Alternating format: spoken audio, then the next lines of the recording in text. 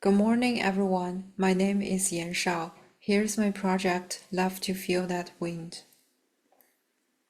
How to understand a lake, a saltwater lake, an inland lake that doesn't have an outlet. The Great Salt Lake is the largest saltwater lake in the United States and the eighth largest terminal lake in the world. People call it bad water.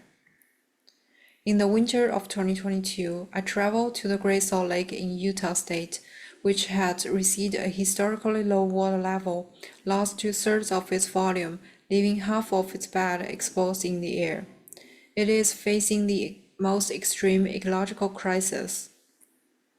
I walk along the shoreline of the road, behold the mountains, the basalt, and the water, which seems at least a mile away.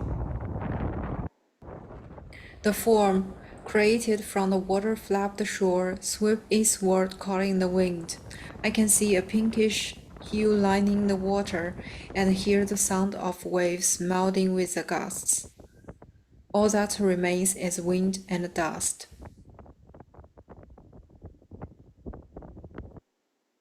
Not far away from the Great Salt Lake, the Bonneville Salt Flats stretch out in front of me as I drove along the Interstate Highway I-80. It is an invaluable geological conservation, yet it is more famous from racing speed competition held here every year. Layers of massive salt crystals have accumulated over time, forming a substantial thickness. 90% mineral on the surface where I stand upon is sodium chloride, the table salt, the same substance we humans consume every day. Gazing to the distance, the splendor reflects the sky, blurring the horizon into infinity. As I walk across this expanse, I lose myself in its vastness. Geologically, what today is called the Great Salt Lake is a remnant of Lake Bonneville, a Pleistocene lake that filled and dried over 60,000 years. Its recent decline begins 13,000 years at the end of Ice Age. The salt flat, spanning over 100 miles, are the beds of the ancient Lake Bonneville. The grand time-space melts my mind. How the salt and the water meet and separate in the countless moments, crystallize and dissolve, forming unique landscapes that display their ethereal beauty. How the earth evolves itself in the immeasurable passage of time, in the complicated interactions, in the energetic and turbulent processes.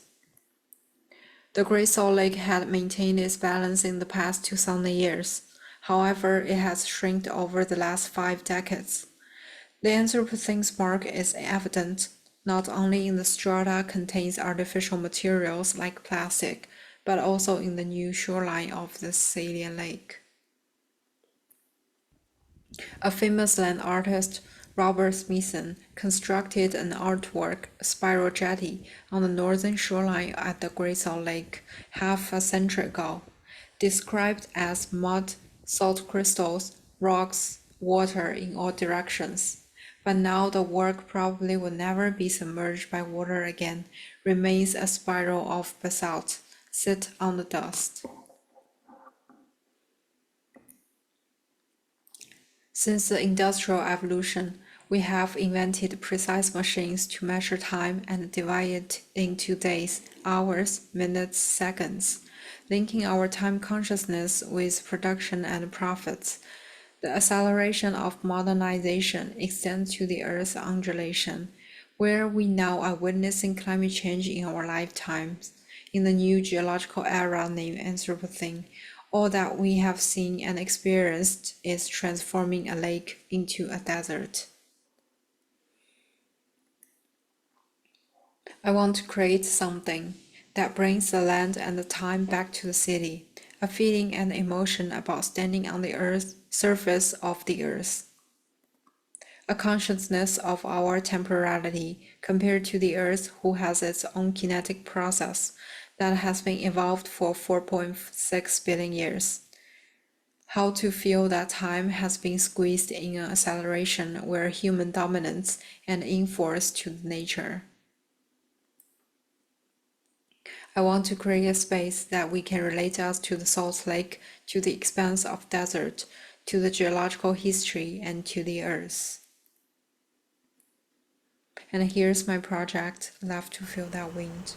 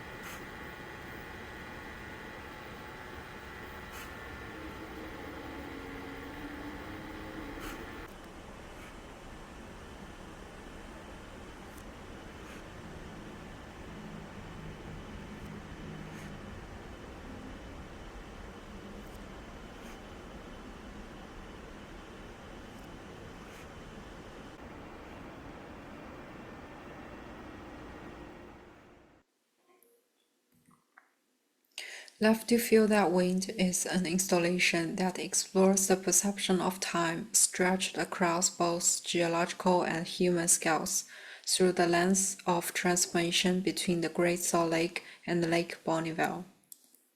This installation features a reimagining of Lake Bonneville, spanning 8 by 18 feet, fuses topographic and geologic knowledge. It is recreated with its primary material, salt, sand, and water.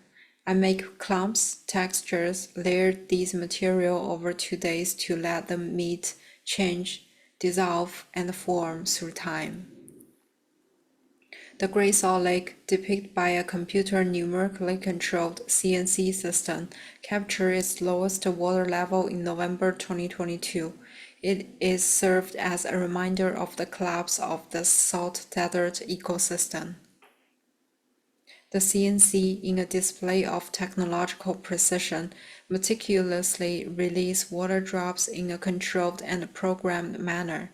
These drops symbolize the concept of precise time we, humans, have constructed and possessed in the Great Acceleration. The water permeates into the landscape of salt and sand, gradually evaporating under the gallery's climate, leaving a temporal trace signifies human impact on the environment. The ephemeral contour, along with its surrounding pattern of cracks, expands an experience from space scale to awareness of time scale on site, resonating with the passage of industrial time and deep time.